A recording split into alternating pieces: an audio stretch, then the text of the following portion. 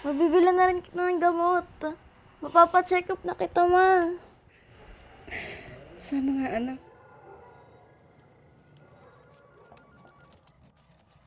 Magandang araw, Mayora. O, Rogelio, kamusta? Pasok. May pinapabot po. Kanino galing? Ano to? O, sige, diyan ka lang muna. Check ko muna, ha? Okay. Siya nga pala, Rogelio. Ano to? Bakit nandito pa to? Ako na yung bagong mayor, Kailan darating yung akin? Sorry po, pinapagawa pa. Nadali po kasi yung budget. Ganun ba? O, sige. Kapag ka dumating na, lagay mo na lang dito, Ay. Good morning po, Mayor. Miss Joy, buti nandito ka na. Wonderful. It's truly inspiring to see you.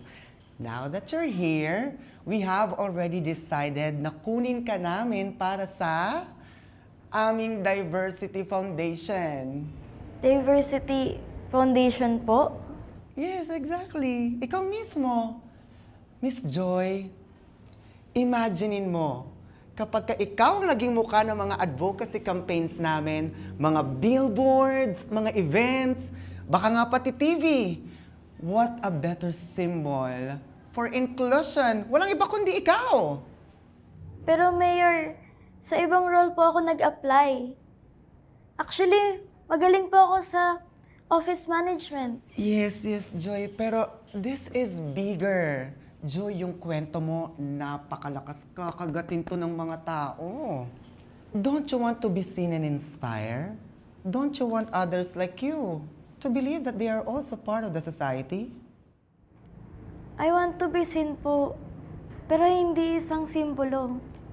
Gusto ko pong makita bilang isang tao na may ambag. At hindi lang po display. Rogelio, let's take a picture. Come on, Joy. Oh, Joy. Let's smile for the camera. Okay, 3, 2, 1. Good.